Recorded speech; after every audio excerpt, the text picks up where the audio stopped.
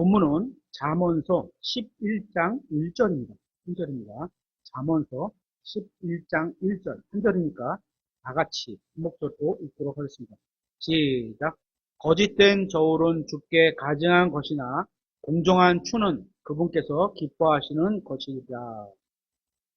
오늘 본문에서 거짓된 저울로 번역된 영어 성경 말씀이 balance, 아니야, balance, 실패했다. 그리고 밸런스, 균형에서 실패했다. 이런 의미입니다. 우리의 삶 가운데 가장 어려운 일이 하나가 바로 균형을 잡으면서 사는 일입니다. 만약에 우리가 한쪽 다리가 불편해서 다른 한쪽 다리만 계속 쓰게 되면 다른 쪽 다리만 계속 발달하거나 아니면 과도하게 사용해서 다른 쪽보다 약해지게 될 겁니다. 그렇게 균형을 잡지 못한 상태로 더 오래 쓰게 되면 허리까지 통증이 오게 돼서 틀어지게 되고 그러면 몸의 균형이 무너지게 됩니다. 이 이야기는 아마 여러분도 다 아시는 이야기일 겁니다. 그런데 저와 여러분을 포함한 대부분의 사람들이 너무도 쉽게 한쪽으로 치우치며 살아가고 있습니다. 이건 육신의 건강만 그런 게 아니라 영적인 신앙생활 면에서도 마찬가지입니다. 성경을 집중해서 읽게 되면 기도 생활이 좀 약해진다거나 기도 생활에 신경을 쓰면 이번에는 복음 전도가 약해진다거나 아니면 전도에 집중하다 보면 어느새 가정에 소홀하게 되는 것을 보게 됩니다. 그러니까 무언가를 세우려고 하면 또 다른 무언가가 흔들리게 되는 겁니다. 그렇기 때문에 균형 잡는 것이 참으로 어렵습니다. 여러분도 그런 경험이 있으셨을 겁니다. 뭔가 하나에 꽂히게 되면 거기에 집중하게 되죠. 그러면 다른 것들은 점점 소홀해지게 되는 겁니다. 그렇다면 과연 우리가 균형 있는 삶을 살아갈 수 있을까요? 성경은 가능하다고 얘기합니다. 왜냐하면 하나님께서는 우리에게 우리가 해야 할 일, 모든 일을 감당할 수 있는 충분한 시간으로 하루를 허락해 주셨기 때문이거든요. 그러니까 문제는 시간이 부족해서가 아니라 그 시간을 어떻게 나누고 사용하는가에 달려있는 겁니다. 영어로 밸런스, 균형이 무엇이죠? 우리의 시간과 우리의 에너지와 관심과 책임을 적절히 분배하는 겁니다. 운전을 할 때 한쪽으로만 핸들을 세게 꺾으면 사고가 나겠죠. 그죠? 운전자는 계속해서 미세하게 조정하면서 균형을 잡아 자기 차선을 유지해야 합니다. 예를 들어서 전투기 같은 경우는 1초에 1000번, 2000번을 계속 자기 상태를 체크를 해갖고 어떤 균형을 잡으려고 소프트웨어로 그렇게 균형을 잡으려고 만든다고 하더라고요. 우리도 마찬가지죠. 하나님께서도 우리가 어느 한쪽으로만 잘하는 사람이 아니라 모든 삶의 영역에서 조화롭게 감당하는 신실한 청지기가 되기를 원하시는 겁니다. 균형 잡힌 그리스도인들을 세상 사람들이 볼 때는 아마도 골고루 어느 정도 잘하는 사람으로 보일 겁니다. 그렇게 골고루 한다는 것은 어쩌면 어느 곳에도 가장 뛰어나지 않다는 겁니다.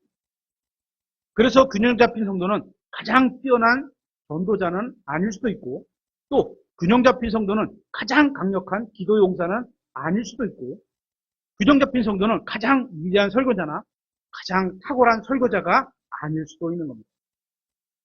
하지만 그런 사람은 하나님 앞에서 어느 한쪽으로 치우치지는 않고 모든 영역에서 충실한 사람이 되는 겁니다. 그런 사람에게는 방치된 부분이 없습니다.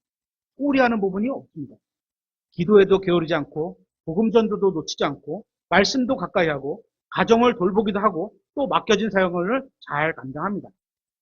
이렇게 살 수 있는 이유가 뭐죠?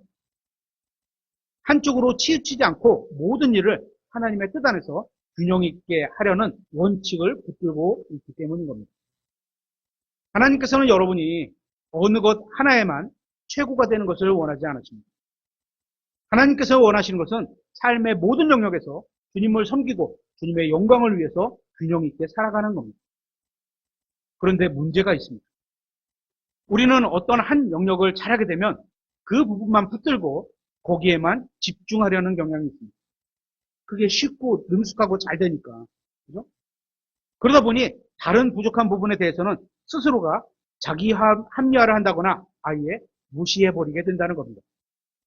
하지만 하나님은 우리가 모든 부분에서 신실하기를 원하십니다.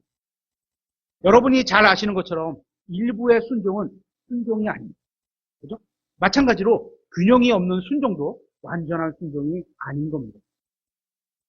우리가 이 세상에서 사는 동안 주님께서는 우리에게 여러 가지 책임들을 맡겨주셨습니다. 우리는 그 모든 것들을 균형 있게 감당해야 온전한 순종이 되는 겁니다. 다시 말하면 어떤 사역에 올인하다가 가정을 소홀히 할 수도 있겠죠. 좋은 건 아니지만 할 수 있겠죠. 또는 기도에 전념하다가 성경 공부를 놓칠 수도 있고, 그런데 이런 게 불균형인 겁니다. 하나님은 우리가 한 가지만 잘하라고 하지 않으셨습니다. 주님께서 맡기신 모든 책임을 균형 있게 감당하라고 하셨습니다. 한쪽에만 무게를 실으면 결국 다 무너지게 됩니다. 이것이 바로 부분적인 순종의 위험성인 거죠. 결국 불순종입니다. 하나님은 우리가 어느 한쪽으로 치우치지 않고 모든 삶의 영역에서 균형을 이루며 살아가기를 기뻐하시고 있습니다. 우리는 하나님의 말씀을 통해서 균형이 왜 중요한지, 그리고 삶의 모든 영역에서 어떻게 균형을 이룰 수 있는지 알아보고 그렇게 살아가야 하는 겁니다. 오늘 그걸 한번 찾아보도록 합니다. 첫 번째로 균형을 이루면 하나님 앞에서는 가증한 것이 됩니다. 잠언서 11장 1절 본문이죠. 거짓된 저울은 주께 가증한 것이나 공정한 추는 그분께서 기뻐하시는 것이니라. 거짓된 저울, 즉 균형에 실패한 겁니다. 여기서 거짓된 저울은 뭘까요? 이 표현은 일반적으로 시장이나 상거래에서 사용되는 상인들의 저울을 말하는 겁니다. 속이기 위해서 눈 앞에 안 보이게 저울을 조작하는 거죠. 그죠? 100g을 달았는데 바늘은 120g이 올라가. 그리고 돈을 120g어치 받아. 이런 거죠. 그죠? 이런 거짓된 저울을 하나님은 가증하다고 여기시는 겁니다. 그런데 잘 보세요. 이 말씀은 단지 장사꾼들의 부정직한 어떤 상태에만 해당되는 게 아니라는 겁니다. 우리의 영적 삶 전체에도 적용되는 원리입니다. 하나님은 불균형한 신앙, 한쪽으로만 기울어진 헌신, 다시 말해서 어느 한 가지에는 뜨겁지만 다른 한 가지는 쭉 식어 있어요. 예를 들어서 성경 읽기는 열심히 하는데 기도가 약하다는 거죠. 그죠? 기도는 열심히 하는데 복음 전도를 안 하는 거죠. 이런 거죠. 이런 걸 기뻐하지 않으신다는 겁니다. 기쁘게 할 수 없다는 건 믿음이 없는 일이라는 겁니다. 하나님은 우리의 모든 영역에서 균형이 잡힌 믿음의 저울을 기뻐하십니다. 그런데 이런 신앙생활을 하지 않으면 가증하다고 여기시는 겁니다. 성경이 가증하다고 하시는 표현은 아무데나 그냥 사용되는 표현이 아니죠. 그죠? 레위기 18장을 보면 하나님께서 가증하다고 여기신 것들이 나오는데 어떤 것들이냐 한번 들어보세요. 근친상간, 인신제사, 신성모독, 동성애, 수반 등과 같은 가장 혐오스러운 죄악들을 언급한 후에 하나님은 가증하다 이렇게 말씀하고 있는 겁니다. 그런데 잠언 11장 1절에서 균형에 실패한 신앙에도 이 동일한 표현을 쓰고 계십니다. 거짓된 저울, 균형이 무너진 신앙에 같은 표현을 쓰고 계신 겁니다. 다시 말해서 주님께서는 우리가 극단으로 치우치는 신앙, 한쪽은 잘해. 그죠? 한쪽으로 잘해. 한쪽으로 쏠린 불균형한 삶을 그런 혐오스러운 죄악만큼이나 싫어하신다는 말씀인 겁니다. 왜 이런 표현을 사용하셨을까요? 우리 인간의 본성이 극단으로 치우치기가 너무 쉽기 때문입니다. 한 가지에만 집중하고 다른 것들을 외면하거나 무시해버리는 것이 우리 본성의 연약한 성향이라는 것입니다. 그래서 게임에 빠진다거나 게임을 잠깐 할 수 있어요. 그죠? 부모님들이 허락하시잖아요. 야, 1시간 만에 공부해야지. 이렇게 하시잖아요. 그죠? 아예 하지 마. 이러진 않잖아요. 그죠? 할 수 있어요. 근데 빠져버려. 게임. 공부도 안 하고 게임만 해, 학생이. 안 되죠. 그죠? 또 한쪽 정치에 빠져 있어.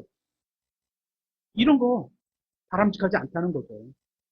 하나님은 우리의 거짓된 저울, 치우친 마음, 불균형한 신앙을 단호히 책망하고 계신 겁니다. 예를 들어 어떤 사람이 성경 공부는 열심히 하는데 선한 행위가 없어요.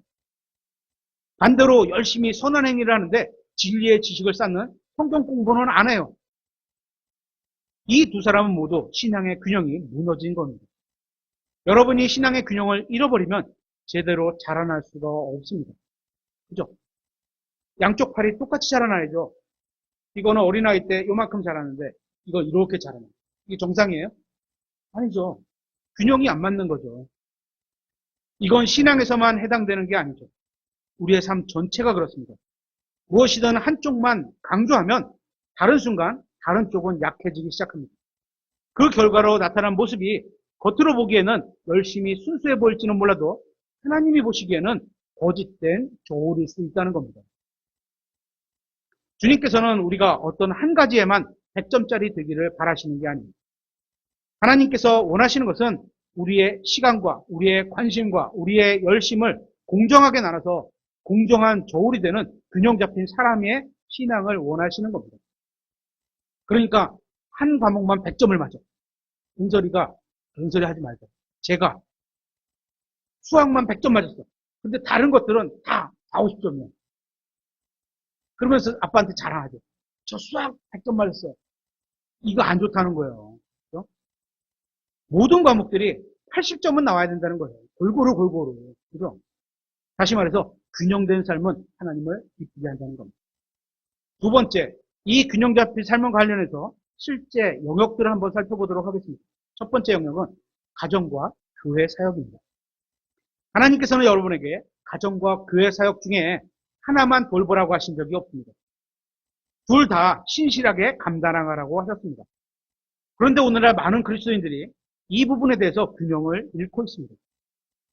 교회에서는 성도들을 사랑하고 섬기고 복음을 전하고 성경을 가르치기도 하지만 정작 집에서는 배우자와 자녀들이 외롭고 방치된 채 남겨둡니다. 아이들은 아버지의 뒷모습만 잘합니다. 보여주질 않아. 교제도 없고 관심도 별로 없고. 교회에서는 칭찬과 존경을 받았지만 자녀는 그 믿음을 따라오지 못할 겁니다. 왜 그렇죠? 다른 사람을 돌보느라 바쁘기 때문에 정작 자기 집에 있는 아내나 자기 자녀들의 마음은 놓치고 있기 때문인 겁니다. 균형이 안 잡힌 거죠. 둘 다 80점을 다 이거. 여러분, 우리가 하나님께 받을 상은 교회에서 얼마나 바쁘게 섬겼느냐 이런 게 아니라 하나님께서 여러분 각자에게 맡기신 모든 영역에서 어떻게 신실하게 감당했느냐 거기에 따라서 상들이 주어지는 겁니다. 그렇기 때문에 주님께서 맡기신 교회 사역에 최선을 다하면서도 가정을 돌보는 것에도 절대로 소홀해서는 안 되는 겁니다. 왜냐하면 가정사역과 교회사역 둘 다 주님께서 여러분에게 맡기신 사명이기 때문입니다. 사무엘기 상 8장에는 사무엘의 이야기가 나오죠. 한번 찾아보겠습니다. 사무엘상 8장 1절입니다.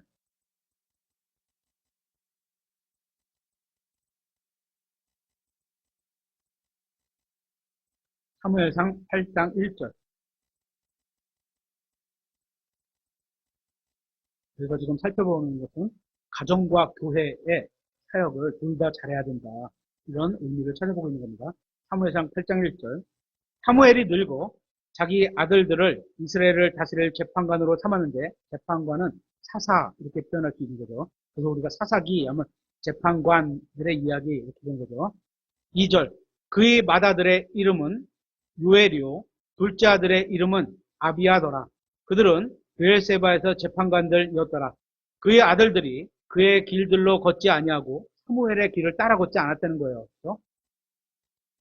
이익을 따라 치우치며 뇌물을 취하고 재판을 굽게 하므로 그때 이스라엘 모든 장로들이 함께 모여 라마에 있는 사무엘에게 가서 그에게 이르되 보소서 당신이 늙었고 당신의 아들들은 당신의 길들로 걷지 아니하니 모든 민족들과 같이 이제 우리를 위해 왕을 세워 사람을 세워 하나님의 왕이신데 사람의 왕을 세워 우리를 재판하게 하소서 하니라.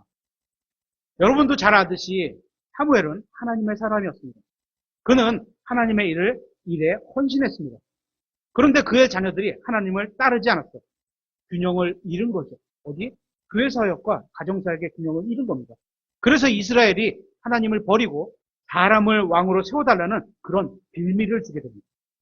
그죠? 만약 여러분이 교회에서 이런저런 사역으로 열심히 신앙생활을 해서 바쁘더라도 여러분의 자녀들이 주님과 멀어지고 있다면 그것은 하나님이 보시기에 불순종이고 균형된 신앙에 실패한 겁니다.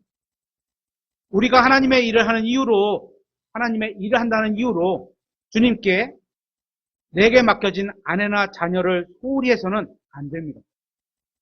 가정을 돌보는 것은 사역의 일부가 아니라 사역의 기초가 되고 사역의 출발점이 되는 겁니다. 두 번째 영역으로 살펴볼 것은 머리와 가슴의 균형입니다. 냉철한 머리와 따뜻한 가슴을 말하는 겁니다. 오늘날 우리 시대에는 신앙생활에 있어서 두 가지 극단이 존재하고 있습니다. 그것은 은사주의와 죽은 전통주의입니다. 정통주의입니다. 정통주의. 은사주의는 뜨거움, 불, 파이어, 성령의 불, 불 이런 걸 강조하는데 정작 말씀 위에 서 있지는 않습니다. 이들이 말하는 불은 말씀에 장작이 없이 그저 감정으로만 타오르는 들불과 같습니다. 여기서 들불이란 쉽게 붙었다가 꺼지는 그리고 통제가 되지 않는 열정과 감정의 흥분을 말하는 겁니다. 또 하나님의 말씀에 기초하지 않은 뜨거움을 말하는 겁니다. 그러니까 성령의 불을 외치면서 큰 소리를 찬양하고 소리를 지르기도 하지만 또 눈물도 흘리지만 정작 믿음으로 인한 행동의 변화가 삶에서 나타나는 열매가 없이 그냥 감정적 흥분만 반복되는 겁니다. 이게 은사주의에 가까운 겁니다. 반대로 죽은 정통주의가 있습니다. 정확한 교리와 철저한 기준이 있습니다. 엄격한 신학 체계가 갖췄습니다. 진리와 교리가 정확합니다. 그런데 그 안에 뜨거움의 불이 없습니다. 열정과 열심이 없는 겁니다. 감격도 없습니다. 한마디로 냉랭한 신앙을 의미합니다. 성경적 지식이나 교리적 정답은 잘 알고 있는데 기도에 간절함이 없고 말씀의 반응이나 감격이 없습니다. 예배에는 생명력이 없습니다.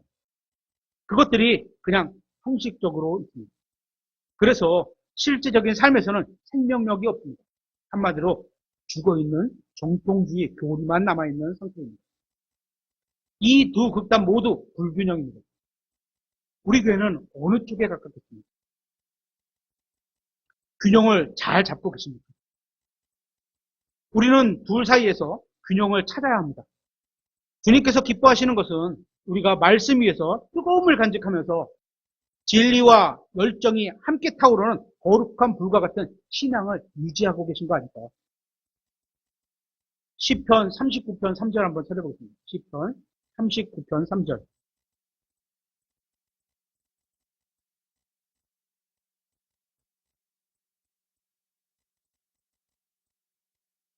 시편 39편 3절. 내 마음이 내 속에서 뜨거움으로 마음이 열정이 있어요. 마음 안에 열정이 있어요. 뜨거워. 내가 생각에 잠길 때 불이 붙으니 이에 내가 내 혀로 말하기를. 마음속의 불. 주님께서 기뻐하시는 불입니다. 여러분 안에 이런 불이 있으십니까?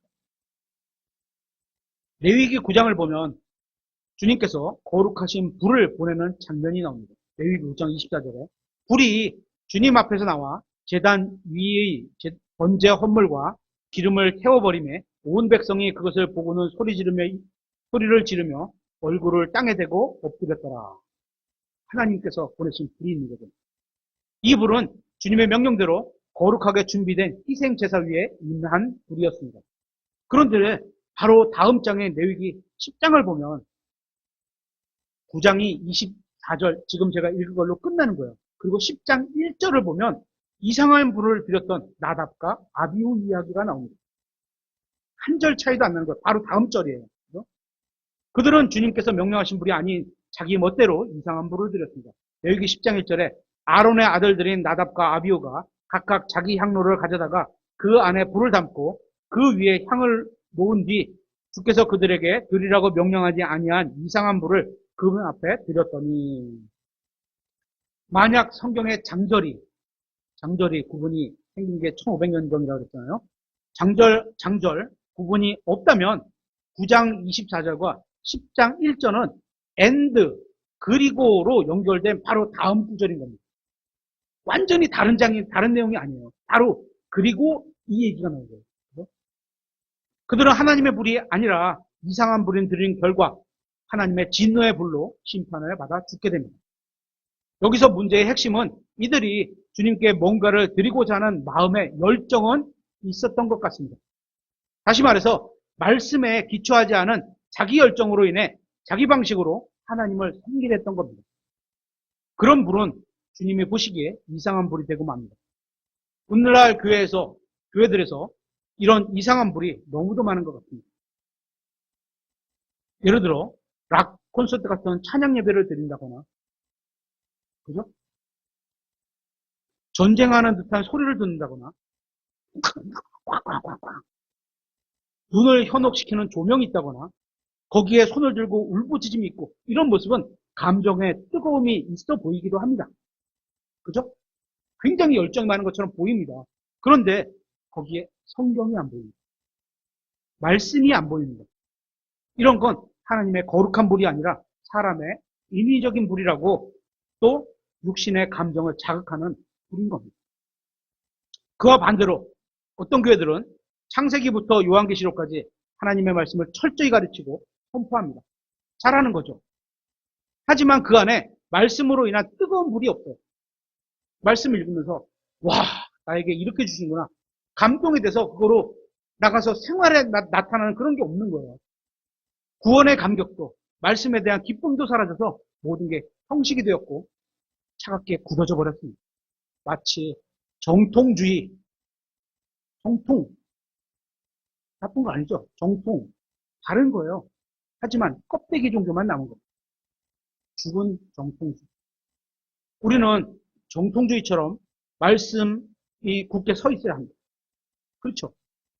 하지만 또한 은사주의처럼 성령께서 주시는 감동으로 뜨거워지고 거룩함으로 이끌리는 믿음을 가져야 하기도 합니다. 균형이 잡혀야 됩니다. 우리 교회는 어떻습니까? 바른 성경과 바른 교리로 인한 냉철한 머리만이 아니라 여러분 각자 안에 뜨거운 불, 뜨거운 가슴이 함께 있으십니까? 이게 사랑과 진리, 은혜와 진리가 균형 잡혀 있을 때 우리는 참된 주님의 일꾼으로 사용될 수 있는 겁니다. 세 번째 영역은 성경적 기준과 관용의 기준입니다. 균형입니다. 오늘날 많은 교회가 이 두 가지 사이에서 크게 흔들리고 있습니다. 여러분의 신앙의 기준은 무엇입니까? 성경에 기록된 분명한 원칙이 우리의 믿음의 기준이 되어야 하는 겁니다. 그렇죠? 그래서 우리는 자기 자신에 대해서 거룩하게 살아가야 합니다. 성경을 읽어보니까 누구를 비춰주는 거울이야? 나를 비춰주는 거울이니까 내가 그렇게 살아가야 되는 거죠. 이게 구원받은 성도의 삶의 질서이고 원칙입니다. 그렇다면 다른 사람에 대해서는 어떻게 될까? 성경을 들고 그 사람의 야, 자아를 딱재, 야, 너 부족하잖아, 이러라는 건가요? 아니라는 겁니다. 다른 사람에 대해서는 관용을 베풀라는 겁니다. 다른 사람의 연약함, 부족함, 차이점을 받아주는 태도로 또 인내로 오래 참아주는 것이 필요하다는 겁니다. 우리는 자기 자신의 죄와 거짓에 대해서는 용납하지 말아야 하지만 나에 대해서는 철저하게, 그죠? 스스로 하나님 앞에서 철저하게 살아가야 하지만 남에 대해서는 그 철저한 걸 똑같이 자르자면 구약의 유대인들과 다를 바 없는 거죠. 그죠? 바리새인들과 다를 바가 없는 거죠. 동시에 다른 사람에 대해서는 시간과 공간과 여건을 이해해 주면서 그 점진적인 성장을 도와주는 태도를 가져야 하는 겁니다. 영적인 관용은 다른 사람을 어떻게 대할 것인가라는 태도의 핵심에 있습니다. 여기서 기준과 관용의 균형이 필요합니다. 어떻게? 기준이 있어. 하지만 그 기준을 나에게 적용하되 남에게 적용할 때는 관용이 먼저 베풀어야 된다는 거죠. 그가 성장해서 나만큼 성장해서 나만큼 알 때까지 기다려주는 게 필요하다는 거죠. 어떤 설교자는 성경적 지식만 강조합니다. 그게 틀린 것은 아닙니다. 그런데 문제는 그 기준을 어떻게 전달하느냐 방식에 달려 있습니다. 예를 들어 어떤 강단에서 매번 성도들을 정죄하고 거칠고 가혹한 말로 몰아붙이고 거의 저주의 말들로 설교를 이어나갑니다. 그렇게 살아보세요. 교회 바지 입고 오는 여자 창피한 거 아닙니까? 머리가 긴 남자 다 반역 아닙니까? 이렇게. 이런 식으로 설교하는데 이런 방식으로는 사람을 변화시키지 못합니다. 사람을 바꾸는 건 진리와 사랑입니다. 진리만 가지고 되는 게 아니에요. 진리와 사랑입니다. 그래서 성경이 말씀하시는 진리는 언제나 사랑과 인내 속에서 전파되고 있는 것을 보게 됩니다. 또한 잠언서 15장 1절에 이렇게 되어 있죠. 부드러운 대답은 진노를 돌이키지만 가혹한 말들은 분노를 일으킵니다. 표현이 가혹하면 상대방의 겉으로는 네 그렇게 해볼게요 하는데 속으로는 부글부글 끓을 수도 있다는 거예요. 설교자가 여러분에게 성경적 기준을 가르치는 것은 옳은 겁니다. 하지만 기준을 가르칠 때 성경이 말하는 방식으로 전해야 합니다. 모든 설교자가 하나님을 베는 도끼처럼 사용해서는 안 됩니다. 성경에 말씀은 검이라고 합니다. 하지만 그 검을 마구 휘둘러서 닥치는 대로 다 배워버리면 남아있을 성도가 어디 있겠습니까? 어떤 설교자는 성경적 기준과 원칙을 강조하다가 성도들이 다 상처를 받고 떠났다는 이야기를 듣습니다. 이럴 때 우리는 예수님을 생각해 봐야 합니다. 그분은 죄인을 사랑하셨습니다. 아니요. 그렇다고 죄를 무시하셨나요? 아니죠. 가늠하다가 현장에 붙잡힌 여인을 한번 생각해 보세요. 주님은 그 여인을 정죄하지는 않으셨습니다. 너 이런 죄 잘했잖아. 이렇게 잘못했잖아. 이것 때문에 그랬잖아. 법이 이러니까 이래야 돼. 이러지 않아요. 요한복음 8장 11절 한번 찾아보겠습니다. 요한복음 8장 11절.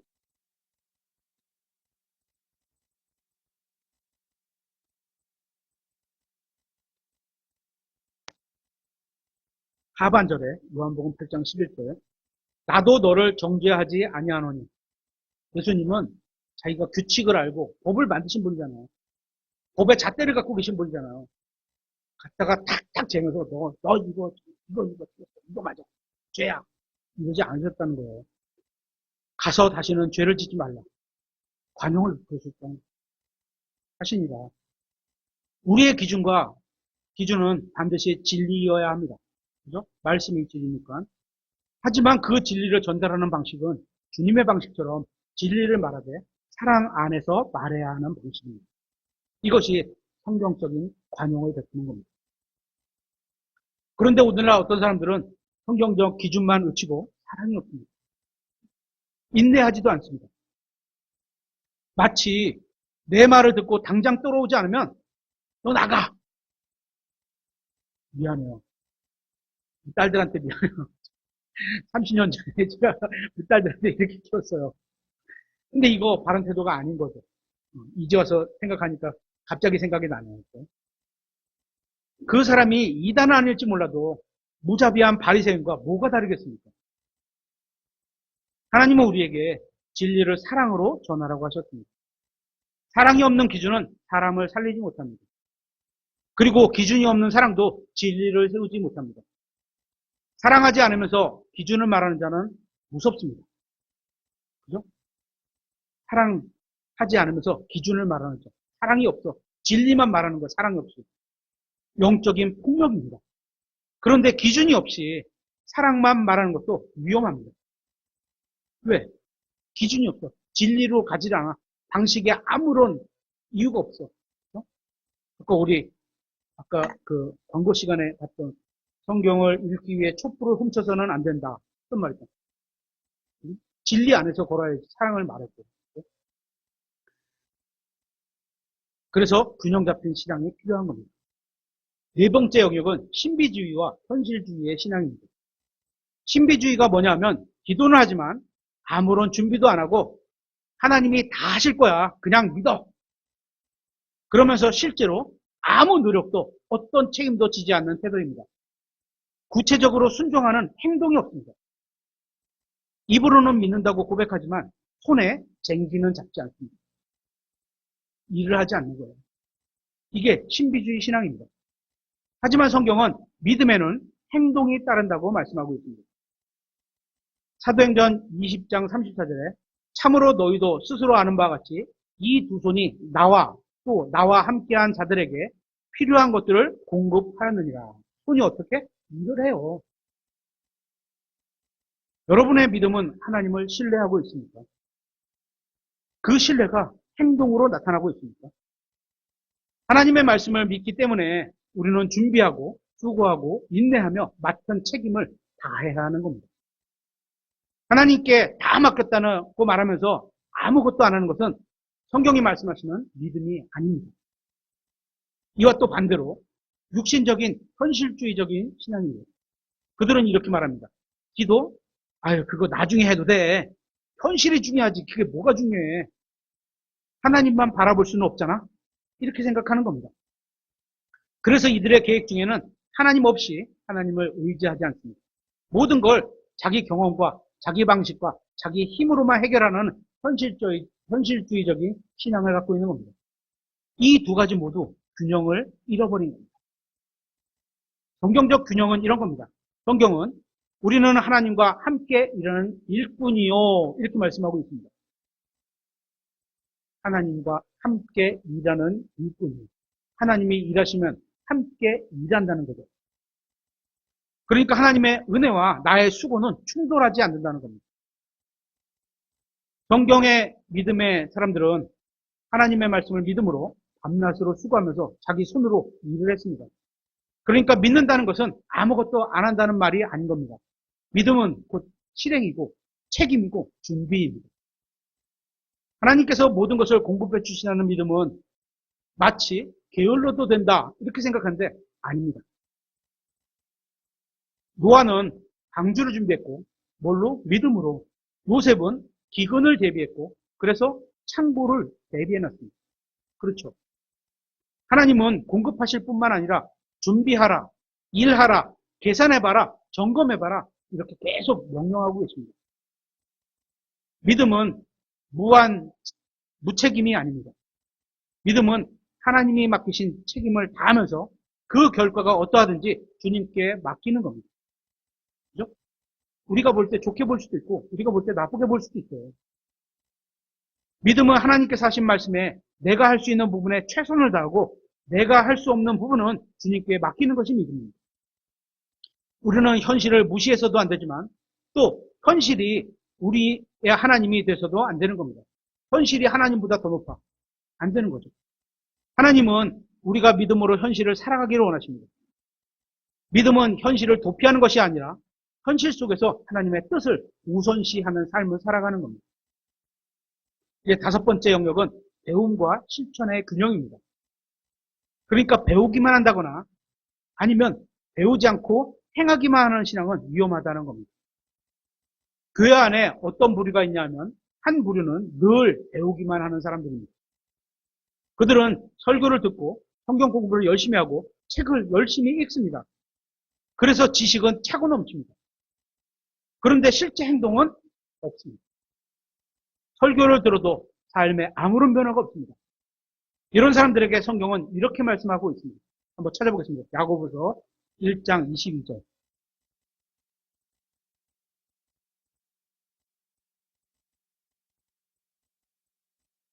야고보서 1장 22절. 더욱이 너희는 말씀을 행하는 자가 되고 듣기만 하여 너희 자신을 속이는 자가 되지 말라. 듣기만 하고 행함이 없으면 스스로를 속이는 거예요.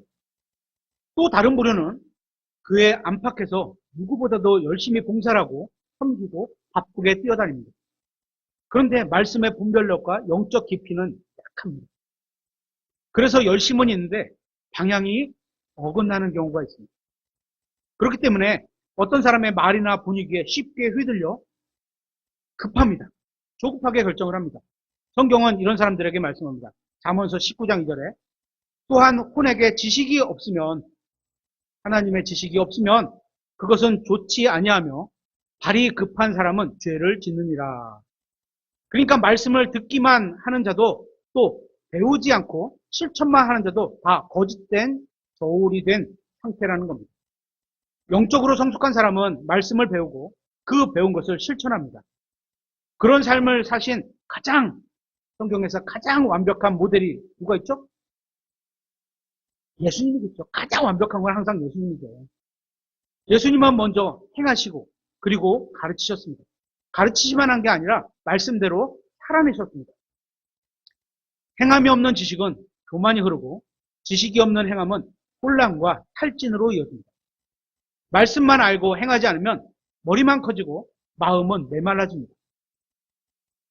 행동만 하고 말씀을 배우지 않으면 방향 없이 뛰다가 지치고 실망하게 될 겁니다. 우리는 예수님의 본을 따라 먼저 아버지의 말씀을 듣고, 예수님이 그러셨잖아요. 아버지께 주신 말씀을 듣고 믿음으로 실천하고 그 실천을 통해서 말씀을 증언하는, 그죠? 실천을 통해서 보여준 결과를 통해서 증언하는 삶을 살아가야 하는 겁니다. 누가복음 10장에 보면 주님께서 어느 마을로 가셔서 마르다, 마리아 집으로 들어가시는 이야기가 나옵니다. 그리고 주님이 말씀하실 때 마리아는 주님의 발 앞에 앉아서 말씀을 들었고 마르다는 분주하게 일을 했습니다. 결국 마르다는 불평하면서 주님께 이렇게 말을 합니다. 누가복음 10장 40절 한번 찾아보겠습니다. 누가복음 10장 40절.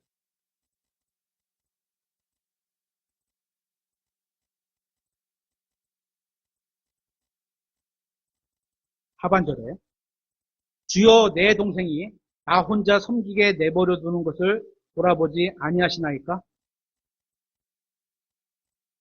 주여 그랬으니까 하나님을 말하는 거겠죠. 예수님, 쟤는 저기서 앉아만 있는데 나는 너무 바빠요. 이런 얘기겠죠. 이거 쳐다보고만 계실 거예요? 이런 얘기겠죠. 그러므로 그녀에게 명하사 그녀가 나를 돕게 하소서. 그 앞에서 앉아만 있지 말고 와서 일을 하라 그러세요. 일을. 이런 얘기겠죠. 그래서 예수님이 이렇게 말씀하십니다.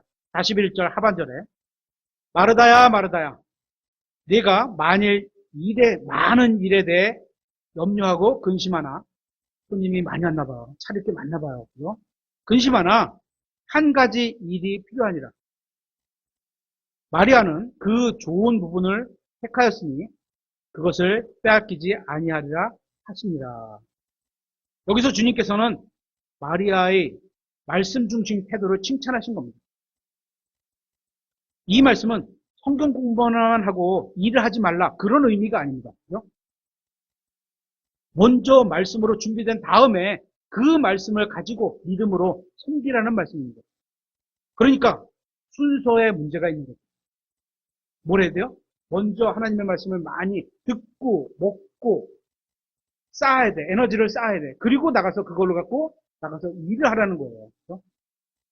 그런데 말씀을 먼저 듣고 그 말씀의 믿음 위에 사역을 하면 기쁨과 평강으로 섬길 수 있다는 겁니다. 이것이 배움과 실천에서 균형을 이루는 또 말씀과 사역의 균형인 겁니다. 설교자나 교사나 모든 성도님들이 섬기기 전에 먼저 말씀 앞에 앉아서 듣고 배워야 합니다. 순서가 그렇잖아요. 그죠? 그리고 그 배운 말씀을 따라서 믿음으로 섬김의 자리로 나아가야 합니다. 이것이 우리가 균형을 지킬 신앙의 균형인 겁니다.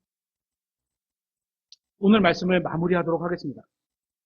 우리는 가정과 교회 사역에서 또한 따뜻한 가슴과 차가운 머리에서 그리고 기준과 관용에서 또 신비주의와 현실주의에서 가르침과 실천이라는 여러 가지 다양한 번역에서 균형 잡힌 신앙이 왜 중요한지를 살펴봤습니다.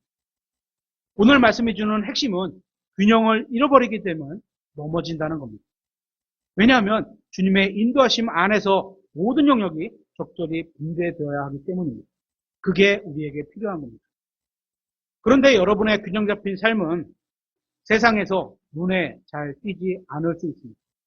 성경은 어떤 특정한 일을 잘하는 사람을 주목합니다. 그래서 세상은 어떤 특정한 일을 잘하는 사람을 주목합니다. 그래서 교회에서도 최고의 전도자, 가장 탁월한 성경교사, 가장 뜨거운 기도자, 이런 최고의 타이틀에 영적인 눈이 멀었고 그래서 마음을 빼앗겨버렸습니다.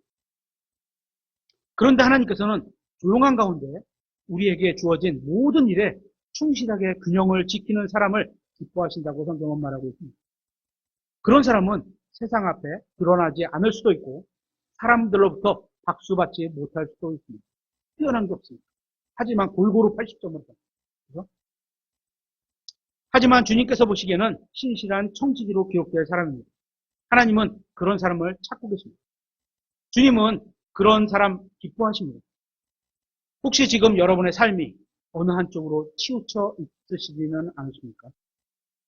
사탄은 늘 우리를 한쪽의 극단으로 유혹합니다. 이유는 간단합니다. 우리의 균형이 무너지기 때문입니다. 균형은 타협이 아닙니다. 균형은 물러서는 것이 아닙니다. 균형은 하나님의 지혜입니다. 균형은 하나님의 말씀에 대한 순종입니다. 균형은 주님께서 기뻐하시는 삶의 태도인 겁니다. 우리는 이 시간 하나님 앞에서 우리의 삶을 보고 공정한 추라고 인정하실 수 있는 그런 삶을 살고 있는지 다시 한번 생각해 보시기 바랍니다.